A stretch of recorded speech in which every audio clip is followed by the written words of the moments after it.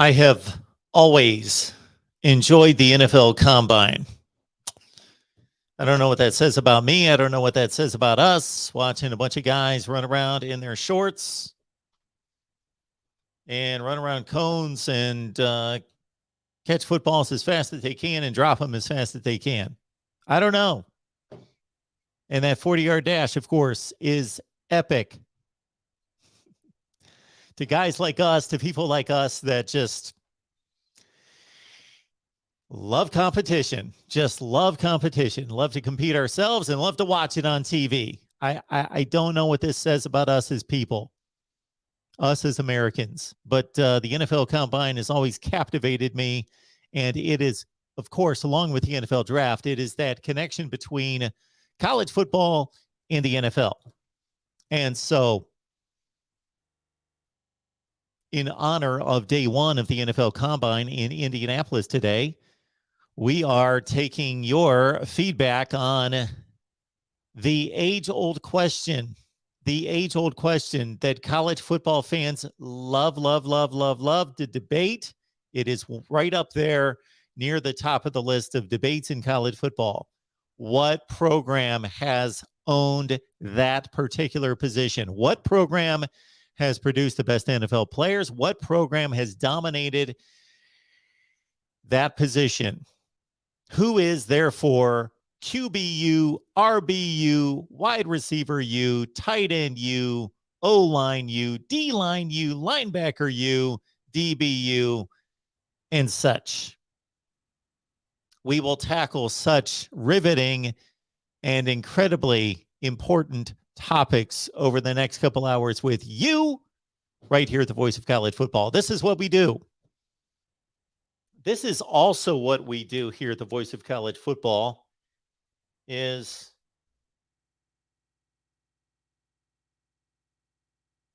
I am currently working on this project right here. And if you can somehow catch just an ungodly amount of data, you see it right there, a ridiculous amount of data, which includes, I don't want to give it away, don't want to give away the secret formula. I have made my way through the Big Ten, the Big 12, and the SEC. I am ranking programs all time. And as of right now, 1, 2, 3, 4, 5, 6, 7, 8, 9, 10, 11. I have 11 categories that I am measuring and taking into consideration. Much like the top 25, that actually makes sense. Not necessarily a flawless system, of course, not a perfect system, but it's going to be probably more exhaustive than anything you're going to find online that ranks programs all time. I am attacking this from various angles. And no, I am not going strictly by claimed national championships. No, we are not buying the word of the individual schools and programs on how many national championships they've won. I have gone through every national championship. And certain national champions, boop, you're gone. You didn't earn your national championship. You do not have a right to claim a national championship. For other teams and programs, regardless of whether they have posted a banner and claimed a national championship, I have said, you know what? You earned a national championship just as much as them and them and them.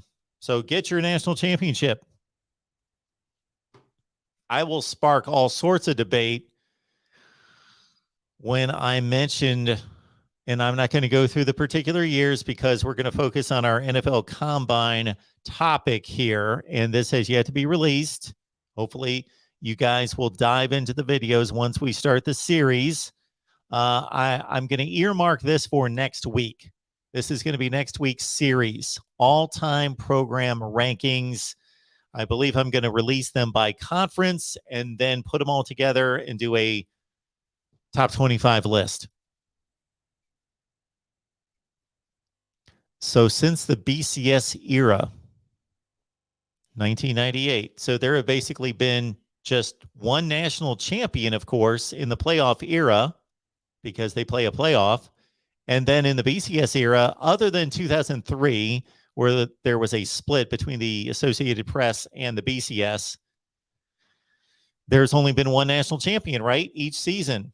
So there should only be one national champion claimed each season since 1998. Well, I actually have 1, 2, 3, 4, 5, 6, 7, 8, 9, 10 seasons since 1998 in which I have multiple national champions, because the BCS sucks and didn't get it right. And even the college football playoff one particular year could have been altered. It could have been altered every year, of course. But I mean, there is a particular situation in one playoff year in which a team that did not win the national championship has a claim, a legitimate claim. All right, back to our topic at hand. I want to take your calls. I want to take your feedback. I want to go position by position. And I will let you know who I am taking into consideration. I also want to let you know that it's going to be a bear to try to schedule. But what I would like to do is I would like to post a live stream. I would like to go live with all of you, of course, and also our media contributors from those particular schools, and debate each position. So, for example, where are we? And of course, before I take down the banner, we've got a Discord that you should be a member of right now. Go to Patreon, search MarkRogersTV. Go to Patreon, search MarkRogersTV. It's only $5 a month. $5 a month. You not only are now on Patreon and the Voice of College Football community, but we give you the Discord link. You get on Discord. I'm on there every day. We've got about 20 people already. It's only been underway for less than a week, and we've got 20 on board on Discord, and you can talk college football all the time.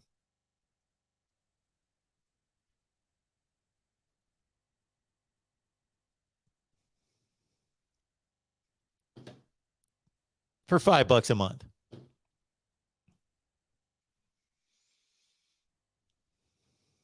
$5 a month, you're on Patreon. Plus, again, I'll get you the link and you join us on Discord and talk college football. And I jump on there at least once a day just to see who's out there, who's hanging on, who's contributing to the chat, who's in what debate or conversation, and I make my presence known. All right, we've got a call coming in before I've even mentioned any of these positions or who should be considered for position dominance, but we'll take our call first and foremost. Thanks for calling the Voice of College Football. Hey. Who's on the line? Hey, Mark, it's still Real MVP. Hey, man, how's it going? It's going good. I wanted to make sure I was first today, so. Well, you did just that. Well, I know you haven't released your list, so if you want to, I can just kind of wait, because I found an NFL article that actually went through since 1967, which was since the draft common era, and yes, they did it by possession for each school. That is since the NFL merger. Yes. Yes. So, do you want me to say which teams they have? Sure. As the best? Okay. For quarterbacks, USC owns that with 17 selections. Oh, Florida this is somebody. Stanford is. Okay. Before you continue, let me ask you a question. Is their selection just sheerly based on how many players got drafted? It is based on how many it shows how many players have been drafted, but it shows underneath how what the highest overall was, what the lowest overall was, who was a star for those teams. Okay, so this is just strictly So this isn't necessarily what I'm going after, but this is one way to look at it. This is just based on how many players got drafted by each school. So they're not putting any thought into this. This is just strictly USC had the most quarterbacks drafted. Therefore, USC is number one at quarterback. Right. Okay. Very good. Go ahead. Yep. And USC had 4 in the first round. So. Okay. Wonder how many I next, could name out of those 17. 17, huh? Okay. Go ahead. Yeah. Second running back, Nebraska had 40. Probably. Okay. 40. Nebraska, 40 running backs drafted. Yep. Really? Second was USC with 39. Okay. Yep. All right. Third, or for wide receivers, you've got a tie between Miami and USC at 40. Okay. Tight ends, Notre Dame had 21. Offensive linemen, Notre Dame dominated that as well with 63. Defensive linemen, Miami had 49. Linebackers, Penn State had 58. And defensive backs, Ohio State had 53. Okay. Interesting. So I think that's a good foundation to start with. Yes. Now that doesn't go into the weeds of not everybody of those panned out. Not every one of those is currently good, but I think that's a good foundation to start out with. It sure is. ESPN also posted a similar article. Basically, they rank this is them looking at each position since 1998. That was the first BCS championship game. And then they list their top 10 at every position. So was out of those listed, was any of them surprising to you? None of them surprised me. I would say right out of the bat that USC, even though they were one back in running backs, I got to say that USC has produced the best running backs during that time. O.J. Simpson, Mike Garrett, Anthony Davis, Charles White, Marcus Allen, Reggie Bush, Lendale White. Yeah, I like USC at running back off the top of my head since 67. And then, it does say on here that the highest for Nebraska ever to be picked was number 6 overall. It was Lawrence Phillips in the 1996 draft. He only played 2 seasons in the NFL. Yeah, he had off the field problems. So I don't think he turned out to be as good as his pick was. What about wide receivers for Miami and USC being tied? That was interesting to me. Miami's kind of fallen off recently. Well, yeah, Miami's fallen off in everything significantly recently. I would have to say that those two are right up there. Ohio State's high on that list. Clemson has been really good just in the last 7 or 8 years. USC, Lynn Swan. Yep. Third and fourth is also a tie at 37 apiece, and it's Florida and Tennessee. Okay. Ohio State has 35, and they're in 5th. Okay. And yeah, I got to give credit to San Diego State. They are in 6th with 33. So San Diego State. Yep. San Diego State has the 3rd or the 6th most wide receivers taken in the NFL draft. Yep. Since really? 1967. Really? Yeah, it's according to NFL.com. I imagine they would do a good job keeping track of this stuff. You would think so. I mean, you got to give a shout out to that. I didn't realize that, but I mean, it kind of makes sense if you look at the NFL teams even nowadays. Well, there's not a whole lot. The better players and stuff don't go to all big schools. There's a lot of small college school teams on there. Yeah, but this is over the course of 55 years. San Diego State. I just pulled up their all-time draft selections.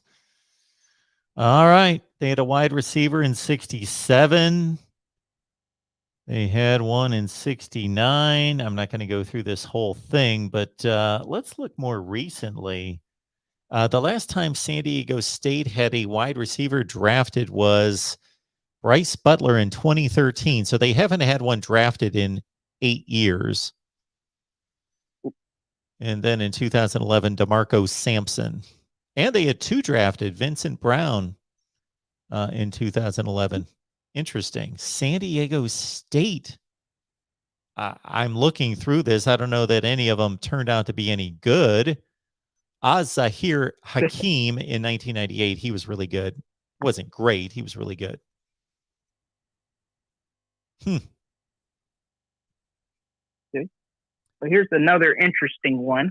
Okay. If you want to go down that path. Offensive lineman in 6th place is Boston College with 48. That doesn't surprise me. So, I mean, it's one of the more interesting ones from the. I mean, all these schools, basically, other than San Diego State, are pretty big name schools. So, sure. You want to talk about any other topics tonight, Mark? Or we can talk about anything. I will just add this, and again, this is no official list. You know, this has not been released by the Voice of College Football. This is merely ESPN saying this, but their wide receiver top 10 since 1998 is USC 1, Oklahoma 2, LSU 3, Ohio State 4, Florida State 5, Oklahoma State 6, Florida 7, Alabama 8, Notre Dame 9, Clemson 10, no San Diego State. They and then you just mentioned offensive line. Let's see their top 10. Not surprisingly, Alabama 1, Wisconsin 2. Those are the first 2 that come to mind for me. Oklahoma 3, Ohio State 4, Michigan 5, USC 6, Notre Dame 7, Georgia 8, Iowa 9, and Florida State 10. Offensive line. Well, I imagine they're taking talent into consideration as well. Yeah, it's not just draft picks. It's how good they were in college, how good they were in the NFL. Yeah, it's the quality in addition to the quantity. So the next thing I guess I'll talk to you about, Mark, tonight is, you know, the university, my Cats, my team, we lost our offensive coordinator and we got a new one. Rich Sangnarolo. He was the quarterback's coach from the San Francisco 49ers. I'm not sure if you've heard this news. What's your reaction to it? Well, I did see the news, and I actually have a conversation scheduled with our guy, Kevin McGuffey. I don't know if you're familiar with Kevin, but he's a big Kentucky guy that joins us on a regular basis. And so I was expecting to talk to him about that, as well as preview the Kentucky defense this Thursday. I have no particular thoughts about it. I don't know who that individual is. He served what role with San Francisco? Quarterback's coach. Oh, he was the quarterback's coach. I guess he wasn't good enough for Iowa to sign him. I called into their show today. They today. turned him down. I know you did. I heard you on there. Oh, thank you. I try to diverse. I like what From the Hawkeye of the Storm does, because they talk basketball. They're the only place I don't talk basketball. Sorry, no football. Basketball. If this was like 15 years ago, I probably would talk basketball and I would have been nearly as knowledgeable as talking football, but I've turned my back on basketball. Well, I can't do that as a Kentucky fan. Well, of course, yeah, you would be banned from the state. Yeah. The next thing I'll talk to you about is Art Briles. He was hired at Grambling State for like 4 days, and then he got fired. Oh, they fired him? Or not fired. I think he stepped down. Sorry. I think he stepped down. He said he would be a distraction for the team. Maybe he would. Yeah. So what's your I have a hard time with these situations because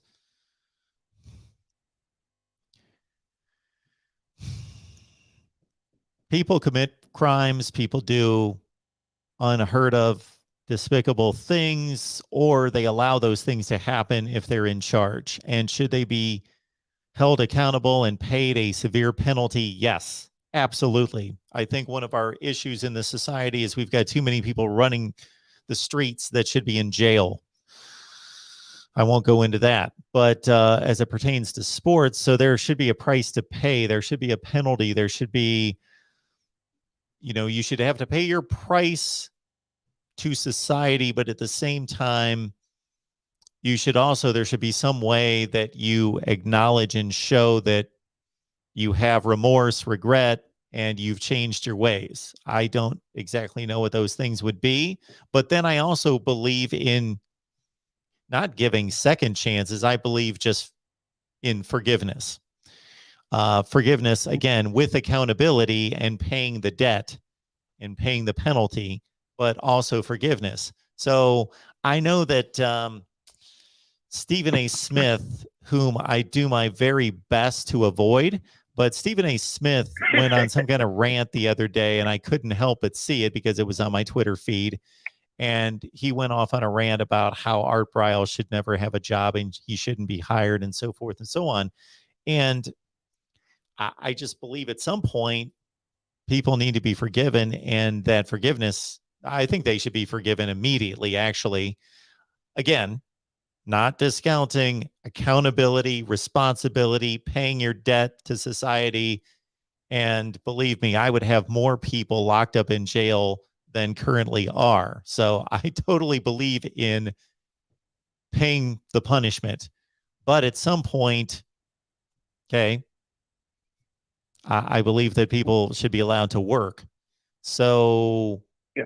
who's going to be giving that opportunity? So I guess since Hugh Jackson decided to do that as head coach at Grambling, that a lot of people came up against that, including Stephen A. Smith.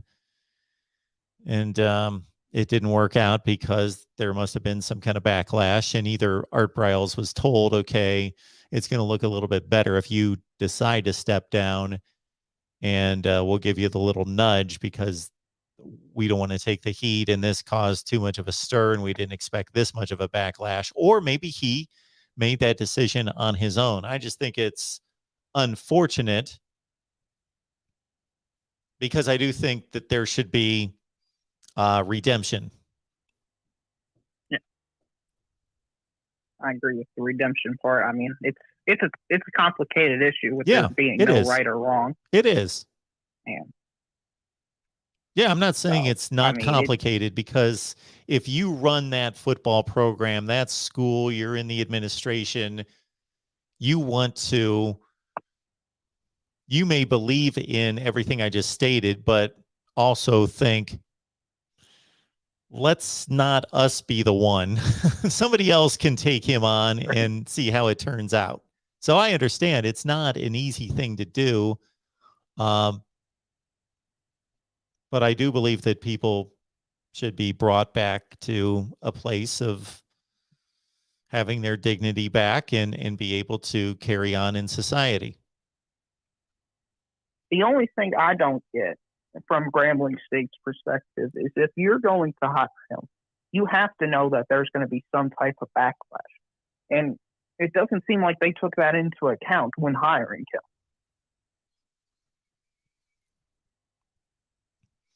Because they only fired him 4 days later. So it just, if you know somebody and you know what he did, you either stick with it or you never hire him in the first place. Yeah, that's what I would do. I agree. Because now Grambling State look full, and they look like they're weak for their own decision, and they're looking like people who have no knowledge of the organization, no influence, or no reason to care about the organization are running the organization. And I don't think that's a good way to run your program or business in general. And speaking of criminals running the insane asylum, Mark, the last thing I'll talk to you about tonight is the NCAA deciding to relax their marijuana policies. Do you got any thoughts about this? I did not see that. They're relaxing their marijuana policies, and what is the result? Okay, so it's based on an article I'm reading. Now, I have no knowledge or expert in this field, Mark, okay? So I'm just going to put that in the forefront. But it says there will be no punishment or loss of eligibility for the first positive test as long as the school provides a management plan and education for the athletes about the drug. For the second positive test, there will still be no punishment if they are compliant with the management plan. If they are not, an athlete would miss 25% of their games. For the third test, there would still be no punishment if the athlete still complies with the management plan. If not, they will be suspended for 50% of the game.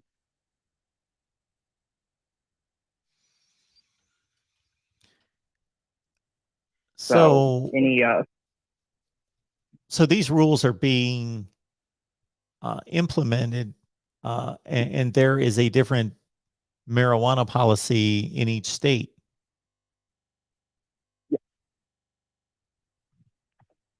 Yes, as far as I am aware. Yeah, so I don't know how that works when a particular institution, sports program, institutes a drug policy that goes against the laws of the state. So, for example, they say, we are instituting a policy and have always had a policy in which it's against our rules to smoke marijuana, but it's legal in the state. I wouldn't think that they would be able to do that. I wouldn't think so either, and especially the most important states in terms of football are also the ones where the marijuana is illegal. So I don't know how that's going to work either. And they're also, the final thing they're doing is they're raising the threshold for THC from 35 to 150 nanograms per milliliter. So, yeah, I have no idea how that's going to work. So hopefully somebody else can call in and explain to me how that's going to work. But basically, from what I'm reading, it sounds like they're basically just legalizing it for the sport for all intents and purposes. They're legalizing it, but there's an educational component that comes along with it to educate the athletes on the concerns, the risks. Yeah. If the first test didn't work, we're going to educate them again with the second one. If that doesn't work the third time, it'll surely work, Mark. That's how it works, right? Well, yeah, that's academia reflecting our government.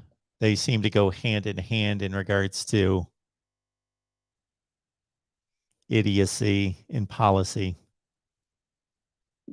I could not agree with that anymore. But make sure to hit like and subscribe to this video. And Mark, you're only 29 subscribers from your Notre Dame channel. Notre Dame. Let's get that done. Yeah, they might be on the list for some of these DBUs, or not DB, but yes, tight end U's, offensive linemen U's. So I think they deserve 1,000 subscribers. Let's get them there. Thanks to Real MVP. Appreciate it. No problem, Mark. See you next time. All right. Before we take this call here at the Voice of College Football, guy Chris is in the chat. Exploring with Ben, good to see you. Great to see you. Always encouraging everyone to take part, hit the like button, do all those good things. John Doe's here as well. Yes, I would rack up a record number of delay of game penalties. I know that. Christopher is undergoing a case study of me on human interaction. You will have to do it from afar, though, Chris. You are not allowed in my household here, but let me know what you find. Apparently, some passive-aggressive behavior. I would ask you to look up the term passive-aggressive and see if that applies. George will be right back. He's probably back by now. All right, let's get to our next call here at the Voice of College Football, and I have yet to unleash actually the considerations I'm having for teams that rank for QBU, RBU, wide receiver U, and on down the line. Thanks for calling. Welcome into the conversation here at the Voice of College Football. Hey, how's it going, Mark? It's going pretty well. You're a little blurred, a little difficult to hear. Let me put out of my.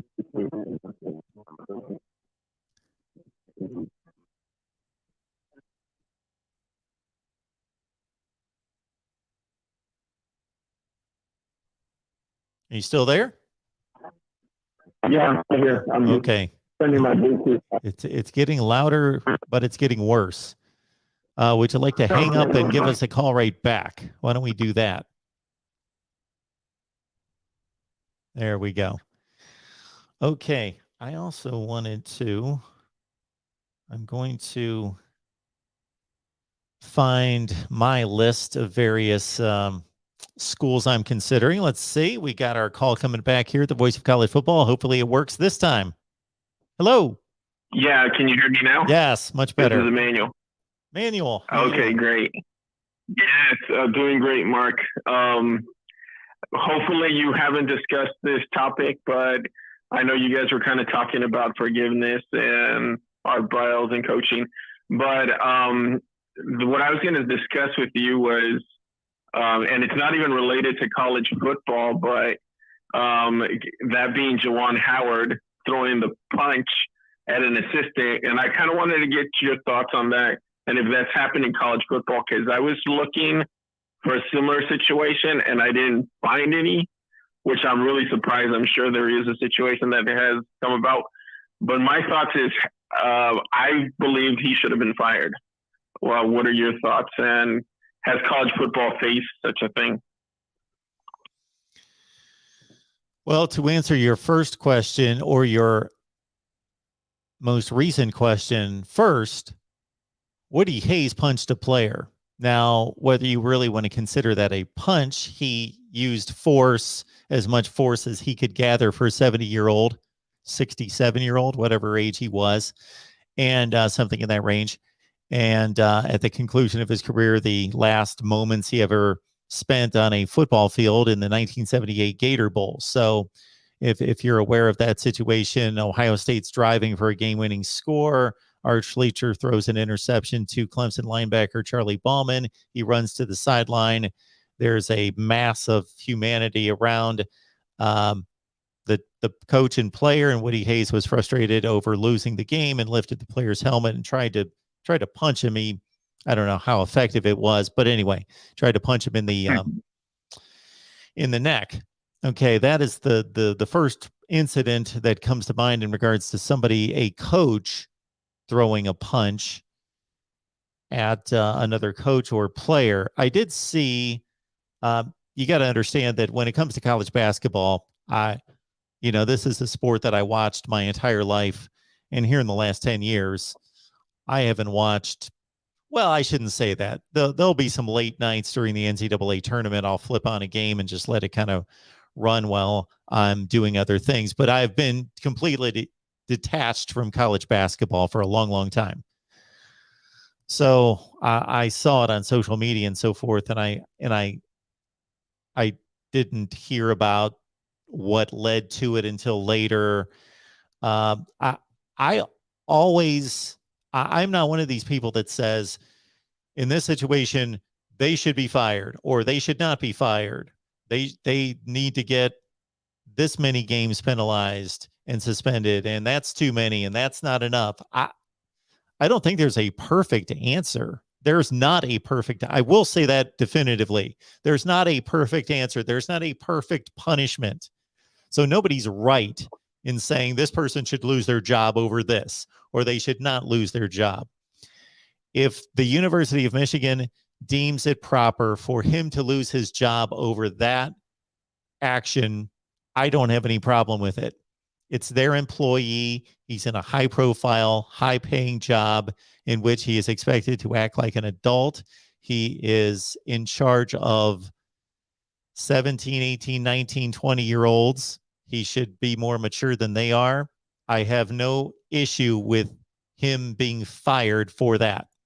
But I'm not calling for his firing, nor do I say that he has to be fired. And if they have decided, okay, he's going to be penalized and reprimanded in other ways, that's not sufficient. The one aspect of this that I heard that I did not agree with, if I heard it correctly, is that the University of Michigan waited and pretty much allowed or deferred to the NCAA to penalize Juwan Howard. If I'm a university and that's my employee, I want to take the initiative. I want to be the one to show the leadership and the judgment to penalize and deal with my own employee and not let some governing body somewhere deal with it. Is that Michigan passing the buck due to legality? Possibly. Yeah. Well, I think in my stance is that if a coach touches a player, if it's a slap, a punch, or another coach, I mean, you got to fire him. I mean, how can you, as a coach, talk to your players about sportsmanship and whatnot when I see my coach throwing hands because he got upset at another coach?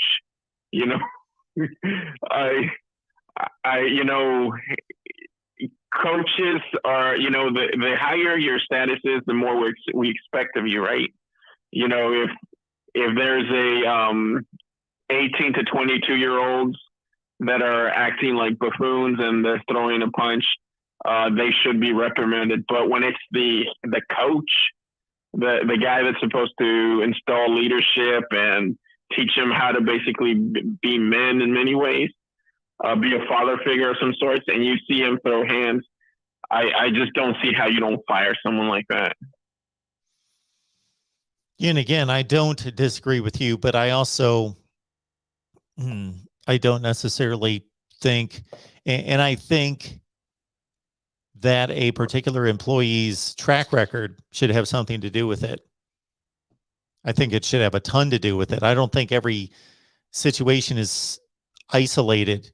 If somebody works somewhere for 35 years and they are the model employee, and in one day they within a span of 30 seconds throw a fit and do something they shouldn't, that person should be treated much differently than a person who's been working somewhere for 5 years and they have been on the cutting edge of misbehavior, constantly saying things that are inappropriate and confronting people, being aggressive, showing all sorts of signs that didn't necessarily lead to them being dismissed, but put them on, showed them not to be a good employee. Well, so then if they on the same day take exactly the same actions, I don't think that those actions, even though the actions are exactly the same,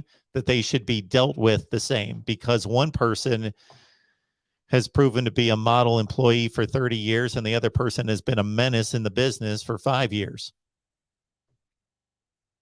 Yeah, I mean, to a certain, absolutely. I mean, to a certain, there's a degree, but it also depends on the thing that they did, right? The severity of the thing. I mean, he can be a model employee for 30 years, but let's say he stabbed a player. Oh, sure. You got to fire him, absolutely. right? Even if, well, that's not what I'm saying. I'm saying two people do the exact same act, that it is not necessarily, in my opinion, should be responded to the same if they have very different track records up into that act.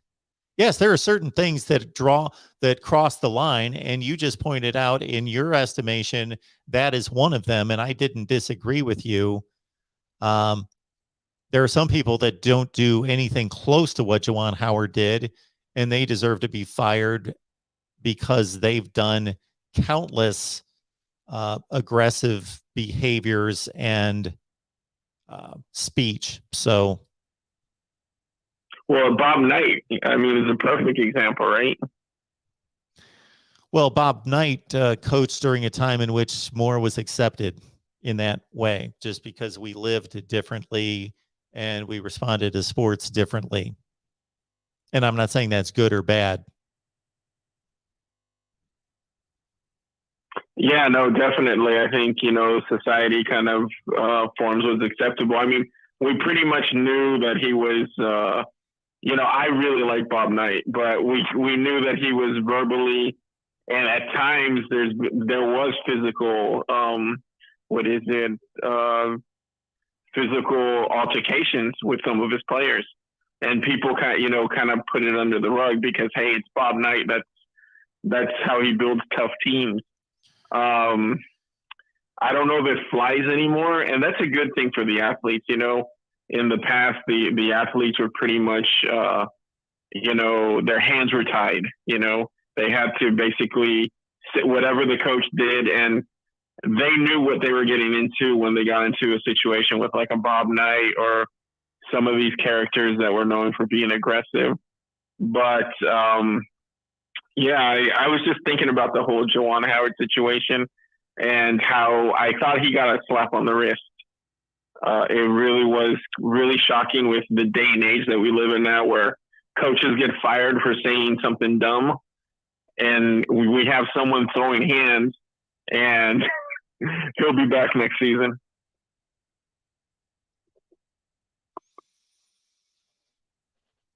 Yes, he will be, from what I understand. Again, I don't follow it. I could care less. I don't want him acting like a fool and being a menace, but you know what I mean? I don't care about the sport. I don't follow it. So I have very little to contribute there.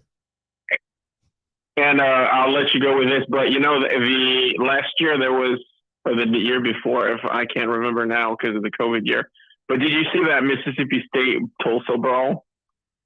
Yes. That was an absolute ridiculous, nonstop 10 minutes of fighting between two teams. What became of that? Did anyone get in trouble? Oh, my goodness. I don't remember. Because I remember. Yeah, I don't remember. I don't recall. I think I'll have to look at, but I don't think anything happened. And that was, it was a savage fight. If you want to see like a Coliseum fight, watch that on YouTube for the fans that are interested. But it was an absolute, I'm surprised people didn't get, people should have been arrested for, you can't do that, and I love combat sports and everything, but there's a time and a place and a cage for everything. And these and other sports are not have rules for a reason. All right, Mark, I'll let you go, but thanks for taking my call. Thanks, Emmanuel. All right, take care. Bye. So I'm looking at an article right now that says that Tulsa announced disciplinary actions will be issued to 13 of its players who participated in a post-game brawl with Mississippi State at the end of last night's Armed Forces Bowl. And what those penalties were.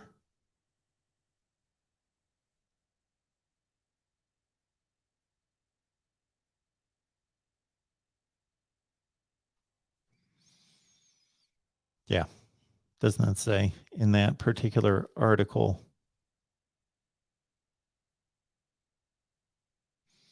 Okay, let's see what the punishment was according to this article. All right, it doesn't get specific in this article. It just says punishments include reprimands, community service, and game suspensions.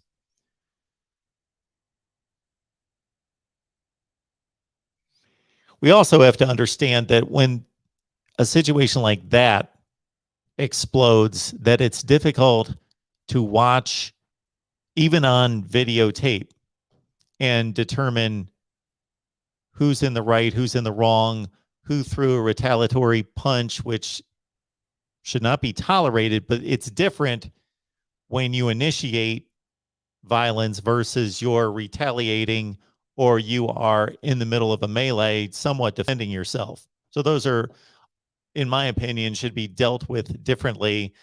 And it's difficult to say, okay, did this individual get hit first or did they not? Did they initiate it? What happened there?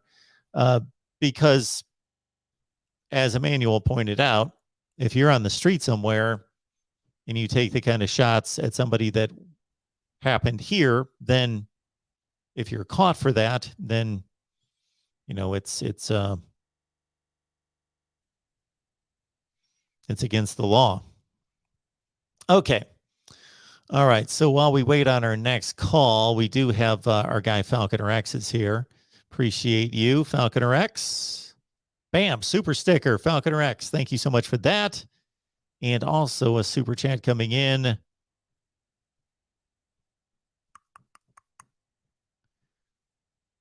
Falconer X. Mark, I just returned from 1980. That's cool.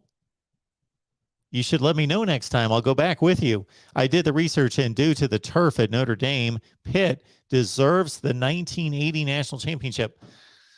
Falconer X, thank you so much for that, because we do have a rash of turf-aided wins in college football history that need to be cleared up. And if you don't know what I'm talking about out there, you missed our conversation from the other night. Yes. Turf-aided wins has been a particular bugaboo over the course of college football history. For sure. All right, here's the list that I compiled just off the top of my head. So if I'm missing your favorite team, your favorite school, don't jump all over me. This again, off the top of my head, just to get the conversation started. Quarterback U candidates: Miami, BYU, USC, Oklahoma, Purdue, Stanford, NC State, Cal. Those are the schools that came to mind first and foremost. Running back: Alabama, Georgia, Wisconsin, USC, Miami. And wide receiver: these are the schools that came to mind first and foremost, both from the standpoint of looking at today and also all time, a combination between the two. Alabama, Ohio State, USC, Miami, Clemson, LSU. Clemson more so than the other ones just in the last 7 or 8 years. So Clemson would not be considered in any way in an all-time list of wide receiver U. Offensive line U: Alabama, Wisconsin, Ohio State, Notre Dame, USC. D-line U: Alabama, seems to be a theme. Florida State, Ohio State, Miami, Clemson were the ones that came to mind. Linebacker U: Penn State is linebacker U. Whether they deserve that title all time or still deserve it, I believe that they did at one point, is why we're here. Penn State, Ohio State, Alabama, Miami, USC, Georgia. And DBU candidates, for some reason, the defensive back position causes the most discussion and debate. People are fervent as college football fans about defending their school as DBU more than any other. And these are the teams that I think are in the conversation: Ohio State, LSU, Alabama, Florida, Florida State, Miami, USC, Texas. Thank you for calling the voice of college football. Who's on the line? Oh, hi, Mark. Hello? Hello? Yes, who's on the line? Chris. Hey, Chris. How you doing? Chris, how are you? I'm good. Good. I just something I just going to throw out there. One of the things, and I tried to kind of talk to you about it before, and in my thinking is, for a team to claim a team championship, they have to be in the champ. I think one thing we might both agree on is and I'm sorry if I'm getting off subject already, but I guess you can tell me to leave if you don't think what I have to say is important. But I think to claim a team championship, a team probably has to be in a team championship. Is that the standard reason? For you're going to do an all-time championship, right? For the deserving champions. Isn't that one of the things that should be considered? Being actually in the title game? So what I was alluding to Hello? is I'm in the process of putting together all-time program rankings. And you're right. I'm reviewing national championship seasons because I don't agree with all of the national championships, and I think some of them should be taken from, and others should be added to. Okay. So prior to 1998, we don't have a championship game. Okay. We don't? I don't know. I'm just, that was something I wasn't really, I guess, aware of, if that's actually the truth. We don't have a title game between teams that are competitive and want to win a title? There was not a There's national no game championship game prior to 1998. 98? Yes. What about the Fiesta Bowl between Notre Dame and West Virginia in '88? I mean, that was they put together, I think, with it. Yeah, it was there on certain occasions. 1986 would be another time in which two undefeated teams were able to be scheduled in a bowl game, but there was not a official. If you look up 1988, you can't find a national championship game. Number one played number two in the Fiesta Bowl, just like in 1986, number one played number two in the Fiesta Bowl. Correct. Mm-hmm. Well, that's a title game then, right? I don't know. I guess I don't. Well, you would have to look. You would have to understand. look at those specific seasons to see if there was possibly a third team that had a claim to be playing or considered for a championship. But there, by and large, most seasons, the teams that were competing for a national championship who had earned a right to be considered didn't necessarily play each other. Although they played, I think, depending on what season I guess you're referring to, I think they were admitted to a title pairing between maybe a team that wasn't going to necessarily rise to the top. I mean, that's kind of one of my objections, I guess, to limiting, I guess, it to, I think actually, and again, without getting too far off subject, I don't quite understand the thinking that just because, and it doesn't have to be one team in particular, let's say, I don't even know what season to talk about, but let's say like Tulane in 90, it was that 98, right? They played Brigham Young in the Liberty Bowl, which I know Brigham Young wasn't the greatest team, not even close to being the greatest, but I don't know, is your argument that that's not a team that can, so Brigham Young isn't capable of claiming a championship, so that automatically removes Tulane from the title? Is that the logic behind that? Brigham Young's not capable of beating Tulane, or they didn't. They obviously were beaten by Tulane. So that's enough reason to keep Tulane out of the title? Is that kind of the thinking there? For 98. Well, in 1998, that was the first year of the BCS formula. Right. So I'm making. Go ahead. Go ahead. Well, no, I'm just saying, I don't know I don't know that I understand the whole thinking behind, okay, let's admit more teams to the championship. Okay, fine, whatever. I mean, if that does something good for somebody, I'm not even necessarily saying I'm against it if it does somebody some good. But I don't know how that would have helped Tulane all that much in 98. I don't think Tulane would have been in any expanded playoff. I don't think they would have been. No. I mean, they might have been included in a 16-team playoff maybe, or yeah. I guess my point is, I don't know. I'm not trying to get too far off topic here, but I don't know that expanding the playoff necessarily gives I'll call it a G5, even though I don't know if that's the right word. A team like Tulane an opportunity to, I mean, maybe if you include enough teams, but I think in 98, I think they were a title contender without any playoffs, the way I look at it. Does that go against kind of what you think? Well, you know why people did not consider them a title contender, correct? Yeah. Because they didn't play a tough USA, schedule. Conference USA. Yeah, Conference USA. I mean, the Conference USA is kind of like they were guaranteed a spot in the Liberty Bowl. That's the game that they were going to, regardless of who it was. That's the game they were going to play in. And I guess people don't put a high, on the Liberty Bowl. That doesn't really rank the highest, I guess. Is that the point? The Liberty Bowl isn't the top pairing you're going to get. Probably isn't going to be in a Liberty Bowl. Yeah. So as you well know, at the conclusion of the '98 season, only Tennessee and Tulane were undefeated at the conclusion of the regular season. So Tulane was number 10 in the rankings because they didn't play anyone any good. so that's they're again, Mark, without that's including BYU, and again, it's kind of hard for me. Well, I don't have any ties to BYU. I mean, you might think I do. They hadn't played BYU. I'm talking about in the regular season to determine whether they should play in a national championship game. Yeah, but I doubt that really changes. Even if you include BYU, you don't have the highest opinion of BYU, so it's not going to. Well, it doesn't matter what I think. But Tulane, they didn't play a ranked team the whole year. They played Cincinnati, SMU, Navy, Southern Miss, Louisville, Rutgers, Southwestern Louisiana, Memphis Army, Houston, Louisiana Tech, and BYU in the bowl game.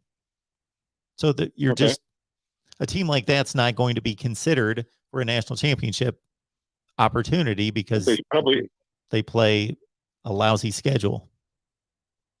Well, I guess the argument I might have, and it's not to contradict what you're saying necessarily, I think I already told you this. I did what I consider to be, and in my opinion, I try, like I say, I think you asked me last time I called, well, can I give you a reason or whatever? The best I can tell you is that Conference USA, relative to the field, right? I had them at one third. That's not like a high position, but that's good enough to put them. 1/3 is what puts a team in the title game. It just is. I mean, you can't really take that away from Tulane. I mean, without being I don't want to use a bad word here, but I mean, I almost want to, but I'm not going to because it'll just get me in trouble. Actually, I think a title game between Tulane and Tennessee would have been in order after the season was over. Yeah, one game. I think would have been fair to either team. I'm not saying that Tulane would have won. They probably wouldn't have, but I don't know that USA is so bad that they can't challenge is kind of the point I'm trying to make. And I think you've asked me before, what point am I trying to make? And I think that's the point in a nutshell, is that if you don't ever admit the team, then we'll never know. I mean, it's not, who knows? Maybe they do get blown out. It's very possible. But, Tulane for not being any good or whatever you want to say about it, they had a pretty good team. I didn't say they didn't have a good team, but we're comparing them against teams that are stacked with NFL players that are far better. I'm going to guess this is just an estimation from watching the football and knowing what I know, which could be considered a lot or a little, whatever the case might be. My own perspective is that Tulane was probably the 25th best team in the country, something in that range. That's possibly, I don't know for sure, but that's. Oh, I don't know for sure either. Yeah. But don't ever let them see if they can, let's not ever find out, let's just put them in the Liberty Bowl and they can play BYU and that'll be good enough. That's kind of my argument. I think it's not fair because, we can make an argument that, any team really, that's just one example, but, there's been other seasons actually, I think in 2000, you probably know better than I would, when Miami of Ohio had Pittsburgh's quarterback, what's his name, Roethlisberger? They only lost one game the entire year. I don't know. And they lost. They did lose. I think it was to Iowa, but they only lost one game the entire. Yeah, and they played. I think honestly, I'm having kind of did they play Louisville that year? I don't really remember, to be honest with you, but they played a good team in whatever bowl it was they played in, and they won. But I don't think anybody gave them serious consideration either. But Miami of Ohio, what team I'm talking about? Oh yeah. 2003. I don't remember who they played in a bowl game, but they lost to Iowa. I think it was Louisville. I think they played Louisville, if I'm not mistaken. My memory isn't that great, but I think they played Louisville, who I think they played. So they played a pretty good team, and they beat them. I don't know. I guess losing to Iowa, maybe might make them suspect as far as being a serious threat, but, they only had one loss.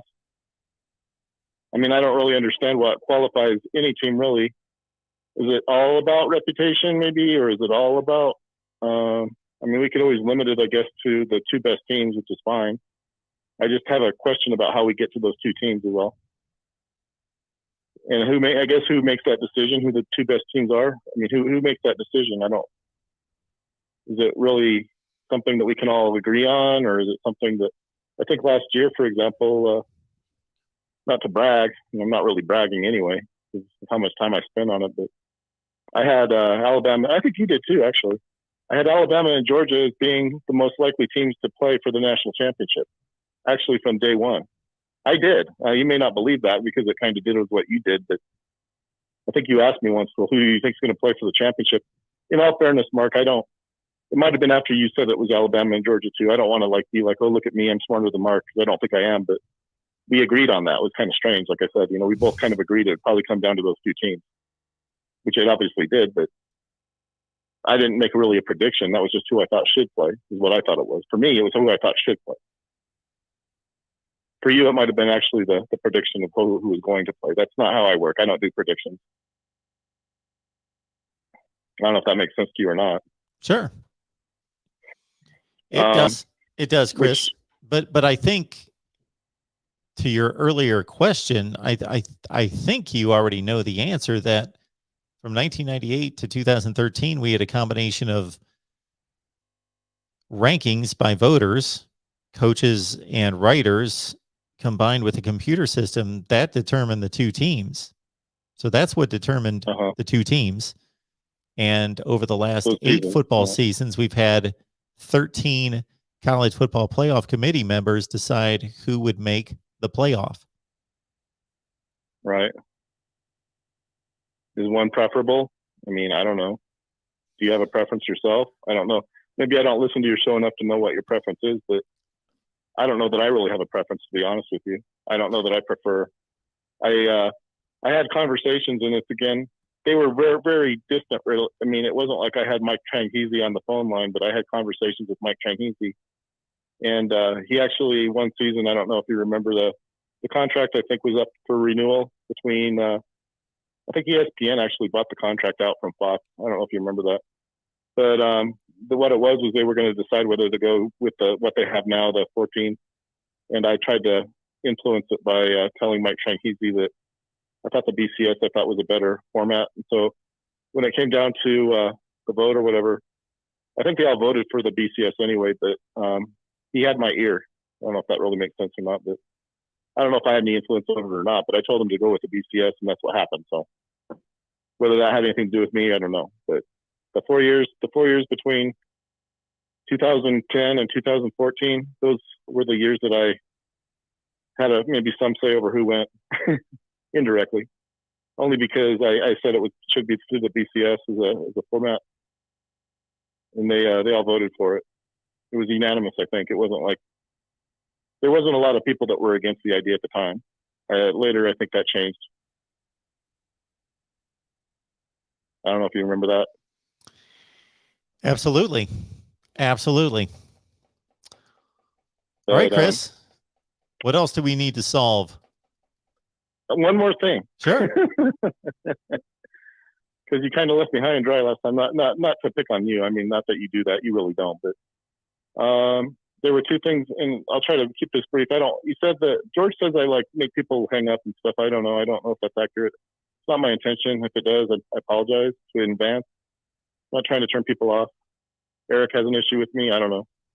Other people probably as well. I'm sorry. Colorado against Missouri. I watched the game again. The quarterback on first down or second down threw a pass to the tight end who fell down on the sideline, and they had to throw the ball into the ground on first down because he couldn't get out of bounds. Is basically what. So I don't know. I guess if Colorado was gifted anything, it was an extra down, which I understand, but he would have run out of bounds. Is my point. People can watch the game. On second down, they had to get a first down. They did, and the tight end John Bowman was the guy caught the ball in bounds, but he slipped and fell on his butt when he was right at the sideline, and he would have run out of bounds. That would have. So really, as much as the fact that they got another down, they lost the down because they couldn't get out of bounds. So it's kind of one of those ticky-tack things where it's like, yeah, they got an extra down, but I don't know that it was an unfair result. That's kind of my point. we could debate it forever, I guess, and never agree. But when you slip and fall because of the condition of the field, I don't know if that's cheating. Well, nobody's So that was cheating. my first thing. I'm not blaming Colorado for cheating. They have no control over the officials. But when a player catches a pass and slips down, he's down. Hey, okay. That's he's just down part of the all 22 players on the field have to play on the same field under the same conditions. And sure, there's Exactly. a element of luck in football. If a player fumbles, sometimes the ball bounces right back to him. Sometimes it bounces away from him. It has absolutely nothing to do with his skill level, but the ball bounces funny ways, just like the field conditions. Okay. Sometimes a player may run 50 yards for a touchdown, but he falls down because he slips. Okay. That's just the other thing with the same. Colorado called a timeout on third down. Yep. It's just a fact. But I could hear over the PA during the timeout, 2nd and goal. During the timeout, I could hear. You have to listen kind of carefully I could hear on the PA, 2nd and goal. Now, I'm just my question is, I think a good team would know that it was third down. But if the officiating crew was wrong, but so was it was being broadcast over 2nd and goal. So I mean, I don't know how much blame you can put on Colorado for spiking the football on what was actually fourth down. It was fourth down when everybody except for like maybe one person thinks it's I mean, I don't know. I mean, to me, that's not really fair to anybody. I mean, what should he have done? Well, and then, like I said, the last thing was I think he actually did score on 5th down, which I could say it's 5th down, but I don't think there's really any question there about whether he scored. I think he actually did. So I mean, it's like to say that Colorado, I'm prejudiced. I went to Colorado. That's where I went to undergraduate school, but I don't know that Colorado should feel necessarily guilty about winning. I mean, I think they beat Missouri, but if people don't want to give them credit for it, I guess they don't have to. I mean, I don't think they cheated. That was not the impression I got. I don't think they cheated. I don't think anybody cheats, other than there are some cases outside of the game where practices are videotaped or balls are inflated incorrectly, those sorts of things. But once the game starts on the field, it's kind of difficult to cheat. But the officials made a mistake and it benefited Colorado. That's my only point. We don't know what would have happened, except what did happen was that they scored on a 5th down that should not have been run. Well, they also spiked the football on 4th down that they thought was 3rd down. I mean, Sure, so there's kind of a little gray area there that they thought was a 3rd down, and so did everybody else. Colorado wasn't the only team that thought it was 3rd down. It's like they're the only person, or Charles Johnson, he wasn't the only person in the stadium that thought it was 3rd down. Everybody else thought it was 3rd down too. When he spiked the football, from watching kind of it, from watching it, I believe everyone was taking their cue from the yardstick. The yardstick was incorrect. Therefore, everybody was watching that yardstick. Probably the PA announcer. I'm guessing. I don't know for sure. But called it 2nd down because that's what the yardstick said. I don't know that I would have made that mistake. Not that I'm any better than Charles Johnson. I don't know that I would have done what he did personally, but I think it's kind of forgivable. And who's to say that if he hadn't spiked the football, who's to say they wouldn't have scored? It's kind of my point. If he hadn't spiked the football, they wouldn't. Well, that's kind of my point. It's kind of my point. Well, I don't know, obviously, but my point in stripping Colorado of a national championship in 1990 is point number 1. They lost a game and they tied a game. Point number 2, right? They won That's true. another game on a 5th down that they should not have been entitled. Point number 3, and this is the least of the 3 because there are bad calls in all games, but I do believe that they were gifted with a bad call with a minute left in the Orange Bowl, which negated a Notre Dame touchdown, which more than likely would have won the game because it was a low-scoring game in which Colorado could not move the ball. Oh, no, it would have definitely won the game had that call not been reversed. I was there. I was at that game. You were at the game. Definitely would have won the game for Notre Dame. Yeah. No, it definitely would have Well, won they the still game would have for had Notre Dame. time. They would have had like 45 seconds, but No, it definitely changed the outcome. There's no doubt. There's no doubt in my mind that that's true. But they said there was a clipping call on the defender, that the last defender that could have had a chance to tackle was clipped from behind. That's why it didn't change the result. But yeah, I understand what you're saying. I was there. I saw the end. I was in the back part of the stadium. Colorado. I went there with my dad with the Orange Bowl. Yeah, we both saw it. In fact, they ran it was towards the end zone that we were in. So we got a pretty good view of that play. Yeah, it looked like it ended the game for Notre Dame, and Notre Dame being the champion, it looked like it was going to be that way. That was what everybody thought was happening, actually. Well, Chris, I appreciate the call. I'm going to get to some of these other callers here. But okay. Thanks for the call tonight. Have a good night. You too. Bye. All right. Next up here at the Voice of College Football, who's on the line? Hey, what's up, man? It's Eric. Eric, what's going on, man? Not much. Just sitting here listening to your show. I'm very thankful that you're putting out content year round. I'm trying to become a basketball fan. It's not working out great, but you putting out football content all the time is keeping me sane. Well, I'm glad I can keep you sane. Now we just need somebody to keep me sane. We'll be all set. Okay, so off season, I've been contributing at your Discord, and I hope everyone listening to this, sign up to Patreon, come on to the Discord. I want to talk to you guys college football all the time. But yeah, off season, I've been thinking a lot, and something that I've been thinking a lot about is the conference realignment. So, for example, in the Pac-12, I would love to see Boise State and BYU join in, and this is just me putting it together, not considering politics or anything else. Yep. But if you could realign the conferences, Mark, what would you do? You'd obviously put Cincinnati into the Big Ten, et cetera, but what would you do? Okay, so I may have to revisit what I put together probably about 5 years ago. I should probably look at that video and see what has changed that would alter my take on this. So what I put together about 5 years ago were 12-team conferences. So the first thing that bothers me is that we've got different sized conferences.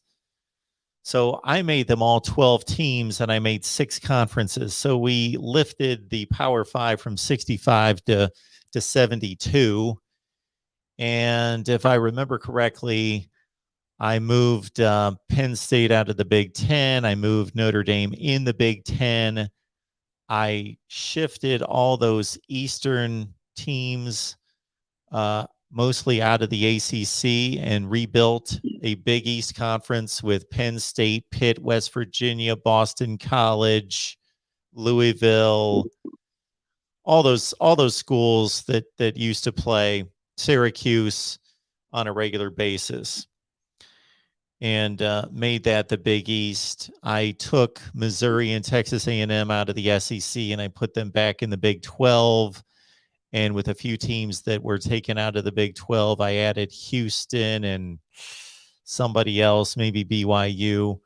And then we've had a Pac-12 that included what it currently is, plus Boise State. And again, this is all off the top of my head. So things have changed to a certain extent. Of course, Cincinnati's emerged. I don't know if I had them in a conference.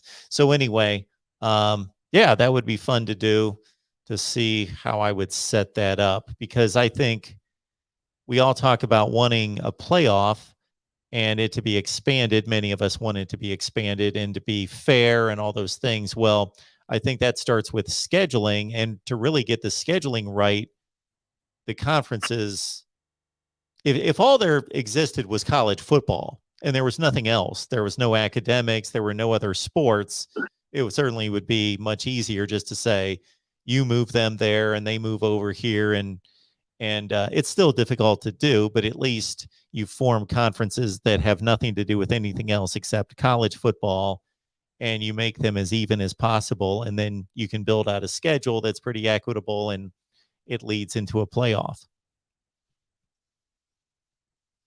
Yeah, and without getting explicitly political, like it's a microcosm. It shows like, what does the NCAA really do?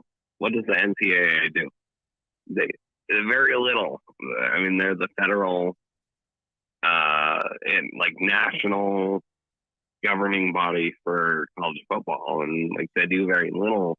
And then we're looking at the universities as institutions to do, you know, whatever they do. And this has been the argument lately is like, you can't blame the institutions for NIL deals.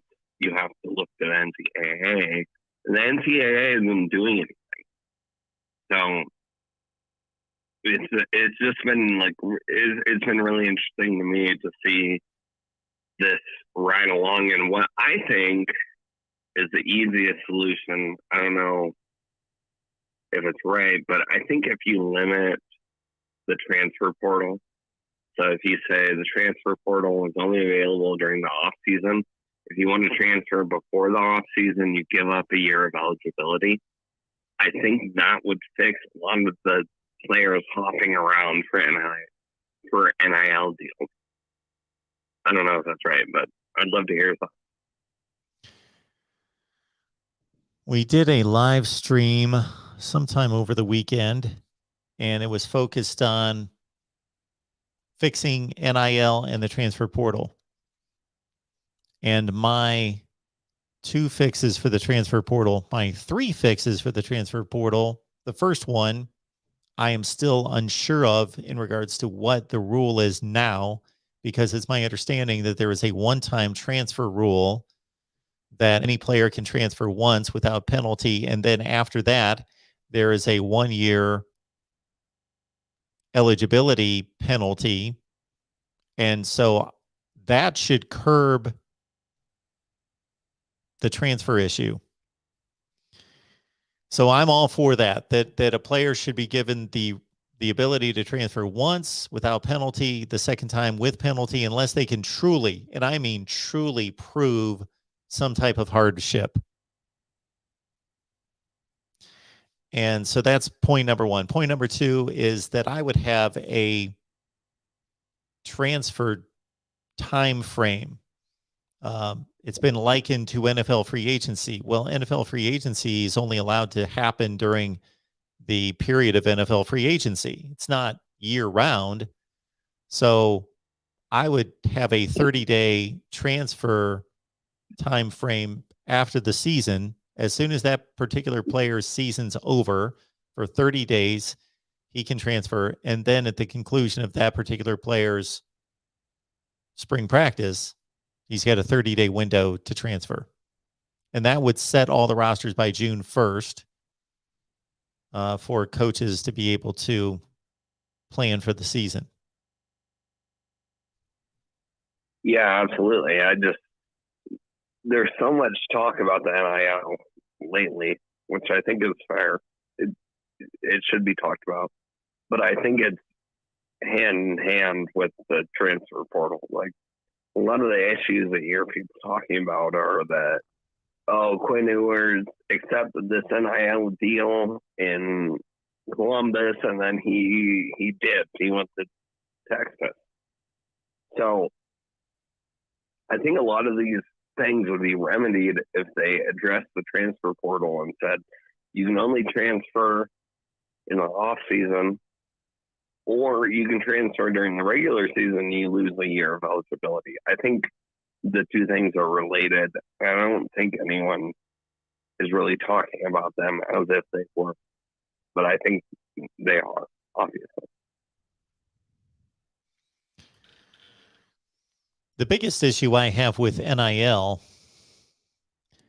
is the same issue that I had when it was announced and started, is that I didn't like the idea of NIL directly impacting a player's decision on what school they would attend. So I would like to do everything possible to take that out of play. And I think that's unrealistic in the real world, but you can at least regulate it. You can at least restrict it. And then if people cheat, so be it. And if you only catch 1 out of 10, again, so be it. People speed on the expressway and only a certain percentage get caught.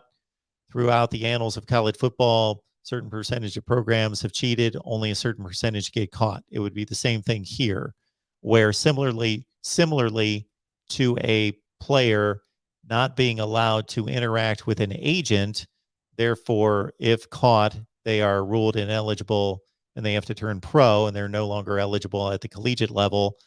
I would make it illegal to interact with an NIL suitor before you commit, sign, enroll, and take a semester of classes. And that would be the rule. Okay, Mark. I love everything you said. I just 2 fun questions. Yep. At the end here. Number 1, what is the best flavor of White Claw? And number 2, who is on the Mount Rushmore of the Voice of College Football Booster Club? Thank you so much. Have a good night. I'm going to hang up. Thanks, Eric. I appreciate it. I'll answer those. So what's funny is I'll say my former girlfriend, she was big into White Claw. I know my daughter drinks White Claw. I never had one. Never touched one. Didn't see the big fascination. I've been around them. Never. So I cannot answer that question. My favorite flavor.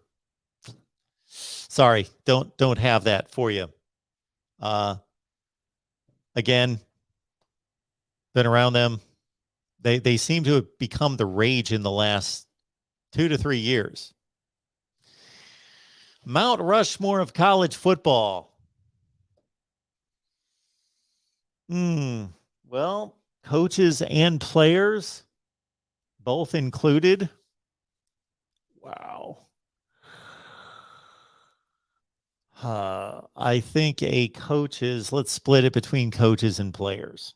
I don't want to try to compare players to coaches. You're coaching, wow. Because my initial reaction is to completely disregard the new Rockneys of the world, and I don't want to do that. John Heisman, all the great legendary coaches pre-World War II who built the sport. They built the sport, but it's just so hard to compare their accomplishments of setting the stage for what we enjoy today and then the accomplishments of the men who excelled in the last 50 years, let's say. Oh, man.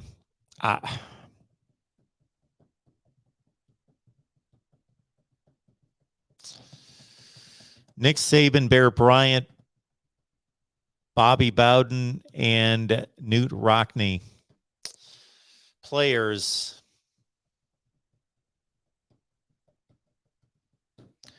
The 4 greatest or most impactful college football players of all time.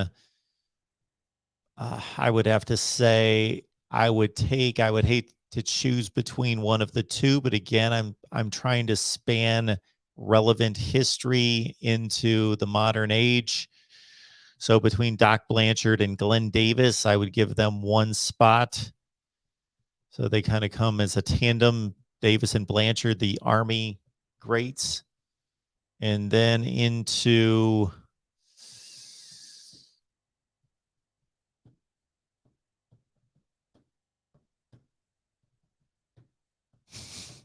that is really tough. That is really tough. Greatest 4 players of all time, because I keep referring to somebody and then thinking, well, are they better? They better?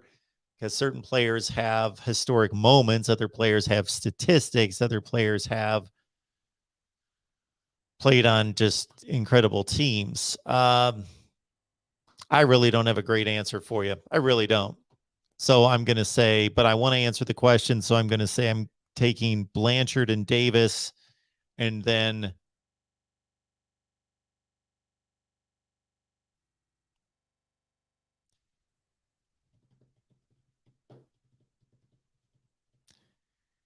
I'm taking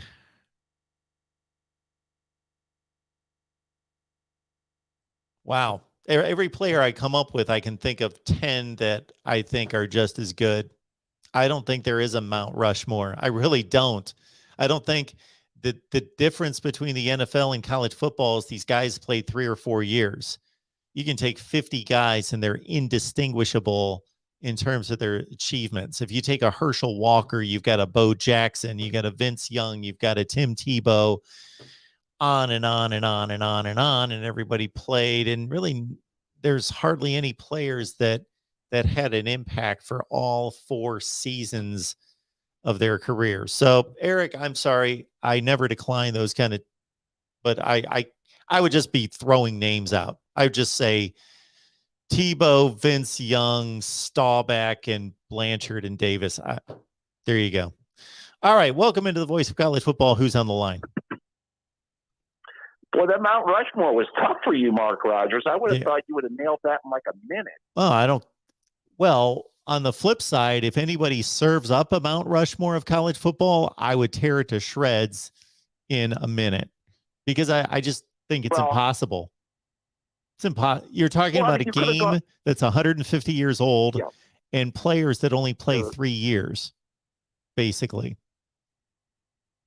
Well, if you want to go like to the origins of college, like you go like a Red Grange or like a Jim Thorpe or somebody like that. I understand that. That's what I was doing. But for everyone you name, you can name like 10 other guys who are just as impactful.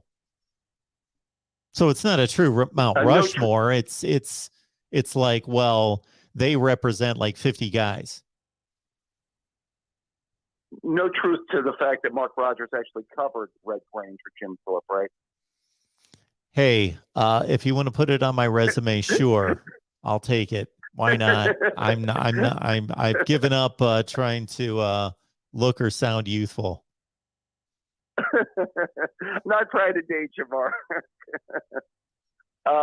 No, well, the one thing with football, Mark, I'll say, Sports Illustrated came out with an all-time book of teams, coaches, and then they did it position. I think with football, you always have to go positional, don't you? Because I think that's the way that's the other problem with football. You can compare baseball players and basketball players. Everybody has the same skill set. In football, every position is so different from the other. Right. Yeah, because everybody will say, like, we do the greatest running back list, quarterback list, wide receiver list. Football's a positional-oriented sport. Like, baseball, you could maybe separate, positional players to, well, at least separate positional players and maybe pitching. Sure. Basketball is just players in general. But, like, football, you always see it broken down, like, greatest quarterbacks, running backs, receivers. Like, that would be an interesting list, like, if you just did the 10 greatest running backs in the history of college football. You know? We can attack that. But like somebody puts in the chat, Herschel Walker, whom I named. Sure. Actually, some of these names become ultra legendary. But if you took Herschel Walker's statistics, anybody that's in the chat, look up Herschel Walker's statistics. Are they great? Yes, they're great. Yep. I can give you 25 running backs who have similar statistics. So would you say, so you wouldn't say Herschel Walker is the greatest college running back that Mark Rogers has ever seen?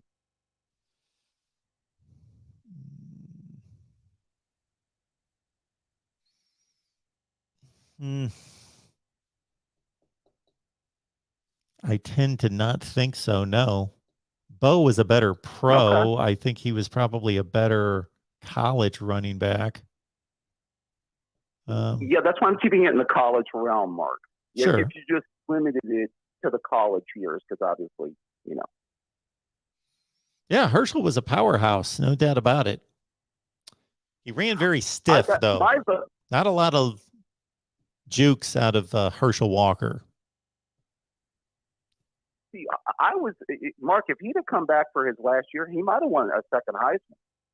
You know, there's a very good chance in '83, if he'd have come back and not gone off to the USFL, he might have won a second Heisman, don't you think?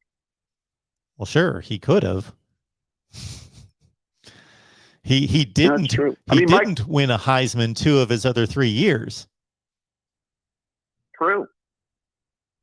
Well, I mean, '81, Marcus Allen won it, but he ran for 2,000 yards, so that wasn't exactly like, you know, he was really on the short end of the stick that year. Marcus Allen was really great that year. You could make the case maybe he deserved it his freshman year over George Rogers, though, couldn't you, Mark? You could. Yes, you could. See, my vote for the greatest college running back I've ever seen, and it's not, and this may be the best pro running back I've ever seen. To me, it's easy. It's Barry Sanders, 1988. If you want to take a look at a thing of beauty, take a look at Barry Sanders, 1988 at Oklahoma State. I mean, it's ridiculous. Sure. I mean, how good was he that year, Mark? Well, he was showing us what he was going to show us for 10 years in the NFL, that he's in, I don't know that he's the greatest running back in the history of the NFL, but he's the most gifted, unique, stylistic runner. So that's what he was at Oklahoma State, and even more so because he was playing lesser talent. Yeah, and to think about it, Oklahoma State had Thurman Thomas and Barry Sanders in the same backfield. Yeah. How good is that? Yeah. I mean, that's ridiculous when you stop to think about it. It's one of the best backfields ever in the history of college football. So here you go on Herschel Walker. Herschel Walker averaged in his 3 seasons 5.9, 4.9, and 5.2 yards per carry. Okay. We could grab 50 other running backs that have played since then that had per carry averages the same or better than Herschel Walker. True. I mean, what was his overall yards and touchdowns those years, Mark? Do you have it? He ran for 16-16 and 15 touchdowns, 1891 and 18 touchdowns, and 1752 and 16 touchdowns. Still not all bad. Oh, I'm not saying it's bad, but we're talking about the greatest of all time, and I'm just letting you know statistically, I could look up Amir Abdullah and his statistic. If I showed people, here's which one of these is Amir Abdullah and which one is Herschel Walker, I bet half the people wouldn't know. Or I bet almost everyone wouldn't know, and half of them would guess wrong. Right. But you as Mark Rogers, who watched Amir Abdullah play and Herschel Walker play, I mean, you know, pop in the tape, you could tell the difference. I'm just telling you that legend tends to cloud some things. Okay. I hear you. You know, we're also, you know, we stretch eras too, Mark. That's also, you know, a factor that's obviously got to be considered too. Yeah, to Herschel Walker's credit, he was carrying that offense. Yeah. Bud Ballou wasn't doing much damage, Mark. No. You know, throwing the football around. There was a lot of 2 for 9 for 24 yards. A lot of those. Yeah. Right. I mean, they were riding Herschel to a lot of those victories for 3 years in a row at Georgia. That's for sure.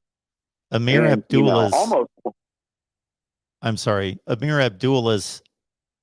final 2 seasons at Nebraska, 1690, 6.0 yards per carry, 9 touchdowns, 1,611 yards, 6.1, 19 touchdowns. Looks pretty similar to Herschel Walker, although he was gaining a lot more per carry. And he caught 48 passes. Who was his quarterback? Was that Taylor Martinez was his quarterback, Mark? Or who was his quarterback at Nebraska? I think that was Taylor Martinez transitioning into Tommy Armstrong. Okay. And I know I would take Taylor Martinez probably over Bud Bellew. Yeah, but you would take the Georgia team over the Nebraska team. Okay, that's true. That's true. But I mean, you watched them both play, Mark. Are you saying if you had a draft, you would take Amir Abdullah over Herschel Walker? No, I would not. Okay. Just curious. I mean, I was not fortunate that Herschel was a little bit before my time, so I did not get a chance to see him.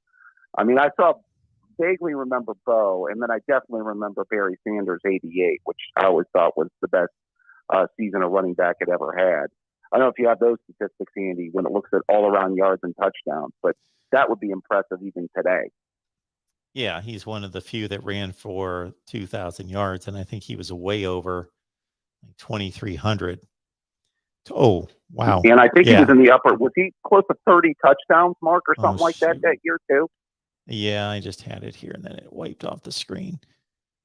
Barry Sanders ran for, now I'm remembering these numbers, now that I see them. He ran for, so his first 2 years when Thurman Thomas was there, he only had 74 and 105 carries. So he ran for 325 and 603. So it was all in one season. He ran for 2,628 yards, 7.6 per carry, 37 touchdowns. Okay. The defense rests. The defense rests. I mean, in 11 games. That was like yeah.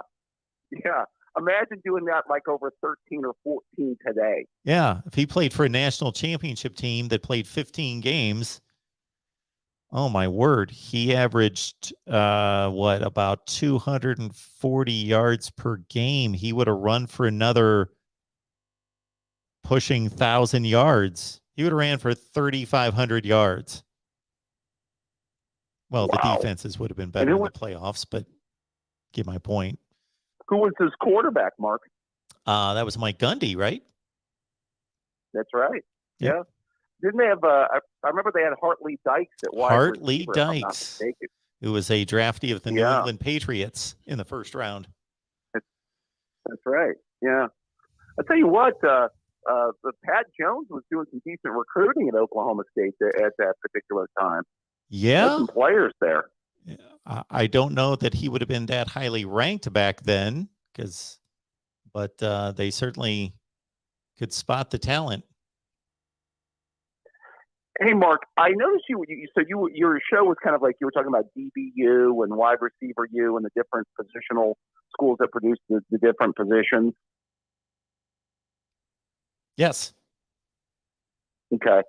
My question for you is, how many people have chimed in on the DBU and weighed in between Ohio State and LSU? Have you had much back and forth on that tonight? I just tuned in.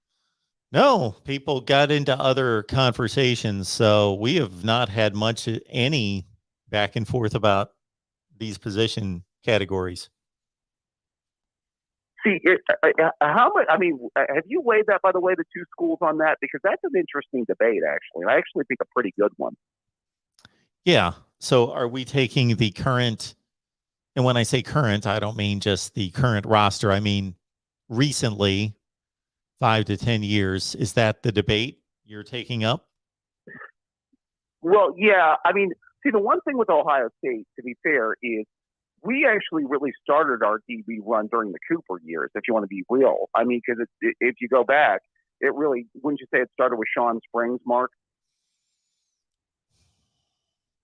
Yeah, there was a higher concentration of talent, even though the Earl Bruce years were good and certainly the Woody Hayes years were good. Right. But I mean, that run that Cooper had of like Sean Springs to Antoine Winfield to Nate Clements and Ahmad Plummer, and all those guys played a few years in the NFL, wasn't all bad. And then, Tress goes, Chris Gamble to Ashton Yabodi to Malcolm Jenkins, which Mike is pretty Doss. good. Well, I was saying corners. I think Jenkins played corner. Yeah, corner in college. Jenkins, I think, became a safety in the NFL, if I'm not mistaken. I think he played corner in college, then became a safety in the NFL, if I'm not. Yeah. And now the urban run was, you could say, might even be better than either one of those runs, because he goes Roby to Apple, which is kind of, and then he goes Garyon Conley, Marshawn Lattimore to Denzel Ward, and then recently Arnett and Okuda. Yeah. Which played for Day, but Urban recruited those guys.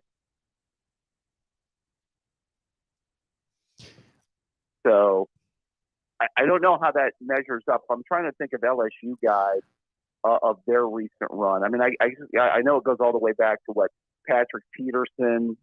I'm trying to think of people that came like before Patrick Peterson, and then I know it went to. I know they had Greedy Williams recently, and then obviously they're going to have the Stingley.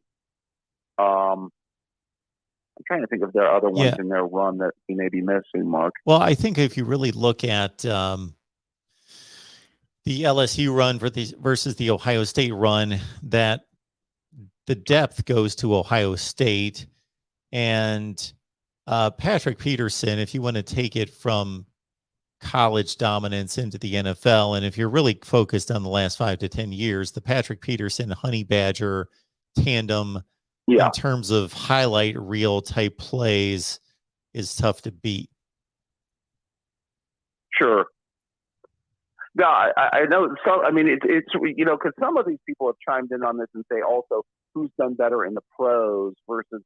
I mean, you also are we weighing it like who's done better in the pros, or also who's we're just better college players. Well, you can look at it from that perspective. For me, I take it all into account. I think the emphasis should be on their college productivity, but it is the term is DBU, meaning that you're a university producing to the next level. And then I think it's a reflection on the school and a reflection on the program, how well they perform at the next level. So I think there's room to take all that into account. But I do think that those are the two that have been the best in the last decade, for sure. Even though you're taking it further back than that, and I think that that's credible on the Ohio State side. For LSU to compete, it's more in the last 10 to 15 years. Right. I do have to say the best corner I've seen out of Ohio State out of that run for me easily was Antoine Winfield. As a complete player, yeah, he was phenomenal. He tackled like a linebacker, and I do think that he was the best at his position during those really the final 2 years he was in Columbus, 97, 98. Yeah. I would put him right up there. And, I mean, the urban guys like Lattimore, Denzel Ward for that year in 2017 was pretty unbelievable that year. I remember for most of the year. And then Sean Springs for one season totally locked down that side of the field in 96, with the exception of one play, and I don't even want to talk about him. I'm not going to go there. I'll get frustrated. But, by the way, was running back is that basically right now you'd say Georgia and Alabama? Again, there's, some consideration given to what do these schools look like in the last, the very recent past, the last 3 to 4 years versus more of a modern age look versus a historic look. I really think Wisconsin's last 25 years has been exceptional. Yeah, that's true. I mean, you keep it in the college realm. Not a lot of those have translated to the NFL. I mean, Melvin Gordon, although, Taylor looks really good this year. Mm-hmm. The teams that I put on my board, and this is just me off the top of my head, when I was building these banners, were Alabama, Georgia, Wisconsin, USC, and Miami. Right. Well, I mean, for historical context, USC, if you go all the way back, I mean, they were tailback U, obviously, there, and had those run, in the 60s and 70s, of course, But But, since the Lendell White, Reggie Bush years, what is, Ronald Jones really the last tailback? That they've really major tailback. Yeah, he's really the only one that was 1,000-yard back in college, and he's a decent back in the NFL. He's a part-time starter. Right. Well, I'll say the Buckeye run with Urban wasn't. Carlos Hyde to Zeke to J.K. Dobbins. Yeah. Was pretty good, and I do think Travion Henderson is going to be really, really good. I just like to see Day give him a few more carries from time to time, but I think he could be right up there with those guys. It's kind of interesting with the Ohio State running backs. Cooper had 3 great ones in a row, from Robert Smith to Raymond Harris to Eddie George. Absolutely. ESPN's also a source for this. They put together a list that's only 2 years old that looks at the BCS era, 1998 onward. They actually put Ohio State at number 10 on the quarterback list. Are you serious? Since 1998. Well, Troy Smith, Braxton Miller, JT Barrett. Yeah, I guess what you're saying is quarterbacks that produced really well at the college level, obviously. Yeah. Okay. They put Ohio State they did not put Ohio State in the top 10 at running back since 98. Okay. Really? Their 10 is Alabama 1, Wisconsin 2, LSU, Miami, Oklahoma, Auburn, Texas, Oregon, Georgia, Arkansas. I thought Georgia would be a little bit higher than that. What would you say? Was that about the 8th or the 9th spot there, Mark? That's that, I guess, where you start that in 98's Robert Edwards. And of course, the Kirby Smart end of Mark Richt tenure has been phenomenal, arguably the best, Gurley and Keith Marshall, then, DeAndre Swift, Nick Chubb, etc., Sony Michel. Right, but if you went back into the 90s, Garrison Hurst was really good. Sure. And then, after Hurst, it was Robert Edwards. Those are the 2 guys in the 90s that stick out. What was Worley? Late 80s, Mark? Got Zeke Moreno. I'm sorry, who was in the 80s? Was that Tim Worley? Tim Worley. Yes, Pittsburgh Steelers. Yeah, he was from what I remember pretty good in college. But I would say Ohio State since '98. Yeah, Maurice Claret, Chris Beanie Wells. It kind of after that got in the stressful era.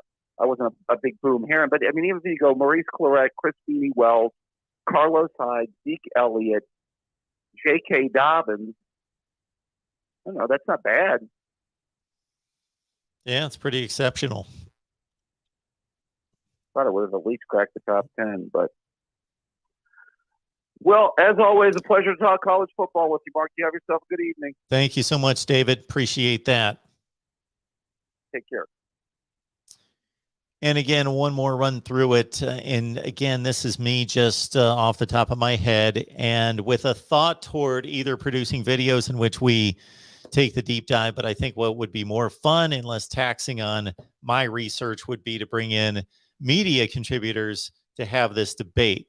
Quarterback U, Miami, BYU, USC, Oklahoma, Purdue, Stanford, North Carolina State, Cal. Okay, my big pause there after I said Miami was I was going to start listing quarterbacks for each school, but I thought if I go through every banner and I start listing all the players that come to mind for all these schools, we're going to be here for a while. So again, those are my quarterback candidates for QBU. When you look at a team like Stanford, it's pretty much of a top-end deal where they didn't necessarily have the depth, but Jim Plunkett, John Elway, Andrew Luck. Running back U, again, Alabama, Georgia, Wisconsin, USC, Miami. David did a nice job of outlining Ohio State's prowess there since the mid-90s. And of course, before that, a two-time Heisman Trophy winner, the only one that exists, and Pete Johnson and Keith Byers. Man, Ohio State's got to be in the top 10 all time. They've probably in the top 5 all time. Anyway, wide receiver candidates, as I misspelled candidates, little typo there. Alabama again, recent Alabama. You know, Julio Jones, Amari Cooper, Calvin Ridley, and then the 4 freaks that were just drafted in the first round of the last 2 years, plus the ones that are coming out this year. So more of a recency for Alabama as opposed to long-term, not so much. Ohio State, USC, Miami. Those 3 seem to be popping up constantly. Ohio State, USC, and Miami. Clemson recently, very recently, last 7 or 8 years. So Bama, Clemson, it's a recent deal, especially with Clemson, LSU. Offensive line, Alabama and Wisconsin. You know, for as dominant as Alabama has been at every position, and if you look at NFL draft totals, you'll see Alabama and Ohio State are just crushing it in the last, well, basically, you don't list the years with Alabama. You just say Saban because it, of course, took off once he stepped on campus. But for offensive line, Wisconsin has stayed toe-to-toe with Alabama during that time. They've been that good. And again, under Brian Kelly, Notre Dame has taken off. Historically, USC's there. Michigan's there.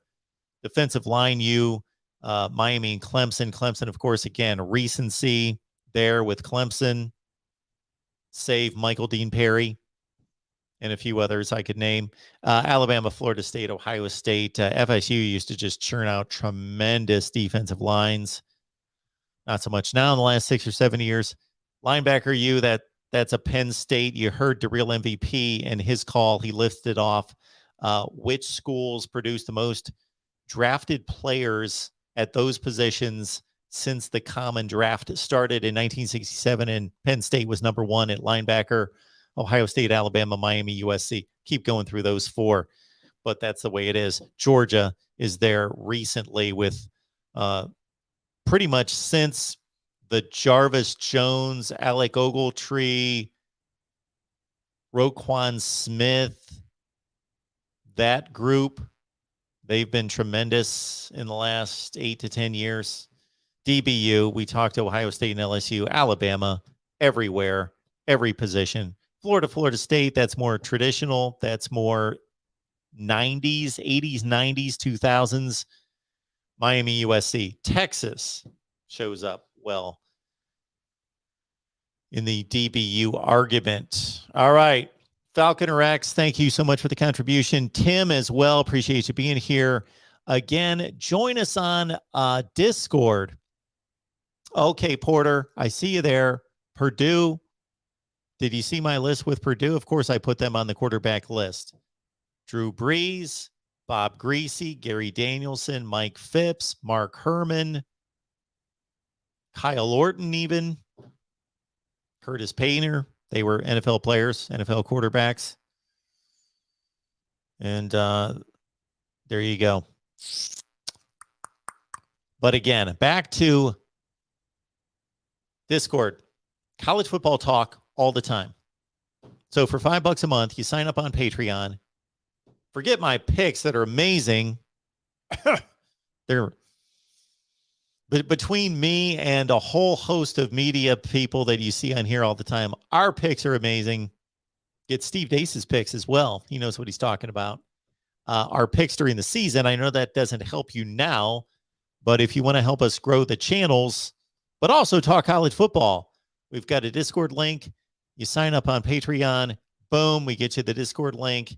You guys can go nuts talking college football all the time, and I will jump in there as I have every day for the last week and will continue to do so.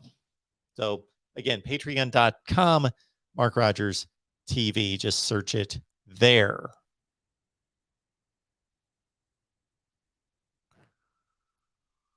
All right, folks, great to see all of you. We will see you tomorrow for a string of live streams, starting with Oklahoma at 12:30 Eastern, Ohio State at 1:30,